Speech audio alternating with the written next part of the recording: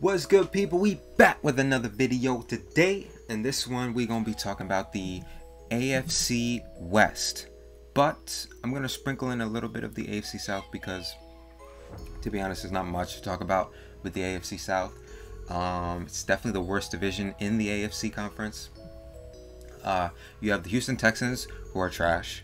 You have the Jacksonville Jaguars, who are trash, but have a promising rookie quarterback. But as we know, coaching goes a long way in the NFL. And Urban Meyer has not inspired a ton of confidence during this preseason, during this training camp. So I'm not expecting too much from the Jaguars. And then you have the Indianapolis Colts, who are in such a weird position. They do have high-end talent. They have a good coach in Frank Reich, a good GM in Chris Ballard. A front office that I like. But, even though I like their front office, they've done some really questionable moves this offseason. Going after Kwity Paye in the first round, who, I think he's a good player, but they have a gaping hole at left tackle. And we saw Carson Wentz last year unravel. Potentially was the worst quarterback in the NFL last year because he did not have protection. They were ready to trot out Sam Tevi at left tackle, and I think he got hurt. I think he tore his ACL or something. So I don't even know, to be honest, who their left tackle is right now. I'm actually gonna look it up real quick. But and then they signed Eric Fisher. But he's dealing with a torn Achilles himself, and he's not supposed to be back until mid-season. And on top of that, when he is back, when he is in the lineup, it's gonna take him another maybe couple weeks, maybe another month to get in the game shape. So I'm really not expecting too much from that left tackle spot for the Colts. And if that offensive line is not protecting, on top of that, Quentin Nelson, one of the best guards, if not the best guard in football, is already dealing with some injuries. So, man, the Colts, I don't know, man. I'm pretty low on the Colts, to be honest. I don't see them as a playoff team. I don't see them as a playoff contender. So that's 3 out of the 4 teams in Tennessee that I really have no high expectations for. But I will say that the Tennessee Titans, they are a team I'm very interested in watching this year. They could be a top 3 team in the AFC this year in my eyes. I think they'll be the 4th seed. I still have Buffalo ahead of them slightly. But man, when you talk about Julio Jones, AJ Brown, and Derrick Henry on the same offense, if Julio can stay healthy, that's a top 5 offense in the NFL, man. And I really, really, really hope Julio Jones can stay healthy. But man, the offensive line, a great run blocking unit. The biggest storyline for the Titans is that defense, because last year the secondary was bad and their pass rush was literally like there was an APB out for the Titans pass rush last year.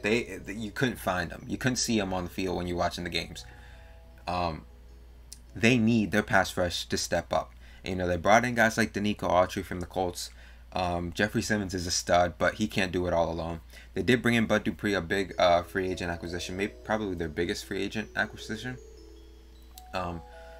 But he's coming off a torn ACL himself, so we'll see how much he can contribute in the beginning stages of the season. I expect him to potentially pick up as the season progresses, but we'll have to see. Everybody responds differently from injury, so I hope he'll be okay. The secondary is going to be really interesting because they let go of Adoree Jackson. He's now with the Giants. They also let go of Malcolm Butler, who's now contemplating retirement after signing with the Cardinals in free agency. So, they brought in Janoris Jenkins, who's not a number 1 anymore. Could be a serviceable number 2 for them. I think he'll be okay. They drafted Christian Fulton in the first round a couple years back. They need him to step up for sure. And they also drafted Caleb Farley in the first round this year.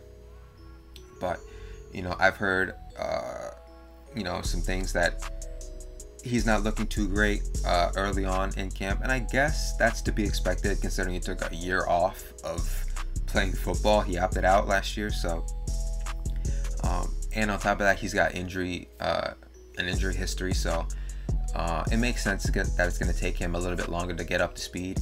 But he's a phenomenal athlete, incredible instincts. So hopefully, he picks it up and he gets it going sooner rather than later for this team, because the defense is really the only thing that's holding back the Tennessee Titans, man. I love this team. I love this offense. Ryan Tannehill has been a bit overrated for me. People talk about him as a top 10 quarterback. He's a beast in structure for sure. He's a beast, and he's a lot faster than you give him credit for. He's a better athlete than a lot of people give him credit for. He was a former receiver in college, so he's got some speed to him. But we've seen in games like the Ravens game in the playoffs, or the Packers game last year, the Browns game, when the structure is not working, he all of a sudden kind of falls off a cliff, and he really needs the structure. He needs Derrick Henry to carry the load. He needs, the play action off Henry carrying the load to find AJ Brown and now Julio Jones in one-on-one situations. So I do like Ryan Tannehill, don't get me wrong, but I don't think he's a top 10 guy. So the biggest storyline for the Titans, that defense. Can the defense respond? Because they were pretty damn good, 2 years ago, but they kind of fell off last year. Can they respond? So that's enough about the AFC South. 3 teams I don't really care about, and then the Titans, who are, I expect them to be a top 3, probably 4 seed in the AFC, but they have a chance. So now let's get into the AFC West, talking about the bottom tier team in this division, the Las Vegas Raiders. Raiders. What is there to say? I mean, this defense is bad, straight up bad. It's bad. The offense is not good enough to cover for this defense. I do like John Gruden. I do like Derek Carr. They have some great weapons. I'm expecting Henry Ruggs to take that next step. I was a big fan of Ruggs coming out. Really did have a disappointing rookie season, but I'm expecting big things from Ruggs this year. Of course, Darren Waller, one of the best tight ends in the league. Got to shout him out. And the offensive line, I had some questions coming in with the Alex Leatherwood pick, with trading Gabe Jackson, trading Rodney Hudson. But the Raiders have proved a lot of people wrong in regards to how they manage their offensive line. With drafting Colton Miller, a lot of people didn't like that pick. He's a solid left tackle now. A lot of people didn't like the Alex Leatherwood pick, but he looked pretty good in the preseason when I watched him. So we'll see. Obviously every rookie has growing pains, so I'm not expecting Leatherwood to have a knockout rookie season, but he could be a lot better than a lot of people expected, man. Denzel Good is going to be playing right guard for them. Richie Incognito is still there. I think he's like 39 or 40 at this point. But he's been serviceable for them. The offensive line definitely got worse, but the Raiders know how to coach offensive line, so we'll see. But defensively, I'm not expecting anything from their defense. They brought in Yannick Ngakoue. They paid him like $30 million over 2 or 3 years. They gave him a big deal, but there's a reason he's been on 4 teams in the last calendar year. He's not been able to stick anywhere for a reason. But I will say the one thing I'm interested with the Raiders is that secondary. They added 3 safeties in this draft class. On top of that, they still do have Jonathan Abram. He's really hasn't stood out, so his job could be in jeopardy this year. They brought back Casey Hayward, or they brought in Casey Hayward, excuse me. So I'm interested to see how that secondary looks. But again, I don't have too much expectations for the Raiders. I like John Gruden, I like Carr, but Darren Waller, Henry Ruggs. But other than those 4 guys, I'm really not too interested in the Raiders. The Vegas win total is 7. I could see them having less than 7 wins this year. I honestly could. I could see them being a bottom 10, potentially bottom 5 team this year. I'm really not high on the Raiders, man. Next up, we talk about the Denver Broncos, who I have 3rd place in this division. And the biggest storyline for sure is, did they make the right decision passing on Justin Fields? That's it.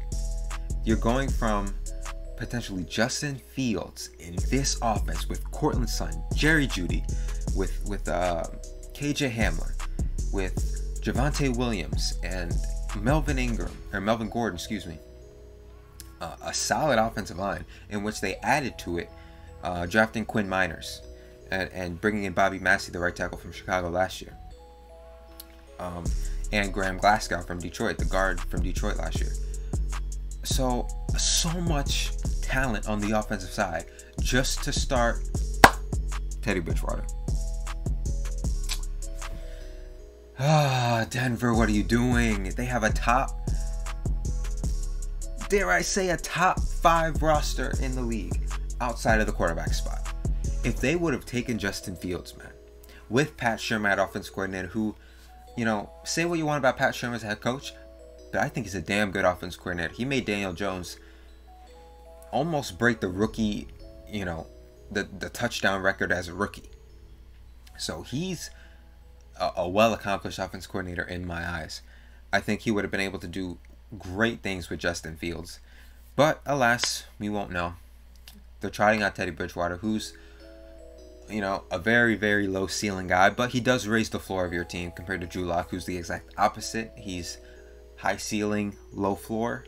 So we'll see if they can win some games. You know, Teddy Bridgewater is good enough to win games in this league when the supporting cast is phenomenal. And on top of the offense, their defense is great. They are bringing back Von Miller and Bradley Chubb, a dynamic pass rushing duo. And their secondary, my God, they might have the best secondary in football. Kyle Fuller, Ronald Darby, drafting Patrick Surtain, who, you know, I did give it a bad grade when it happened because I was mad that they passed on Fields, but we all know Pat Surtain is a phenomenal player. You know, it had nothing to do with the player that Pat Surtain is. It had everything to do with passing on a potential franchise quarterback. So, you know, Kareem Jackson at safety, Justin Simmons, one of the best safeties in the league. The secondary is going to be hard to pass against. This team is stacked. Teddy Bridgewater just has to not lose them games. He has to play sort of an Alex Smith role. And if he does that, if he can play like Alex Smith did in the latter part of his career, the Broncos could shock a lot of people and make the playoffs because this talent is ridiculous. But I'm not expecting them to. I'm not expecting Teddy Bridgewater to all of a sudden play just like a top 20 or so quarterback. So it's unfortunate, man. All this talent wasted, you know. I don't see them making the playoffs, and it's unfortunate. But, you know, the biggest storyline is, can Teddy Bridgewater play good enough to make Denver fans forget about Justin Fields for this year? So the next team we got to talk about is the LA Chargers. This is my, dare I say, my favorite team coming into this year. You know, like Pittsburgh was last year and like the 49ers were the year before that, I feel like the Chargers are the easiest team to predict a breakout season. I'm expecting this team to make the playoffs. I am. Bringing in Brandon Staley to be your head coach, he, I think, raises the morale in this team. He brings in leadership, culture, you know, consistency, not shooting yourselves in the foot, which has been a regular theme with the Chargers the last couple of years. I think he's going to be able to get rid of all that. I think, you know, his defensive philosophies are going to impact greatly with this defensive roster. With Derwin James, who's healthy, which is great to see him healthy. You know, they bring in Chris Harris from the Broncos.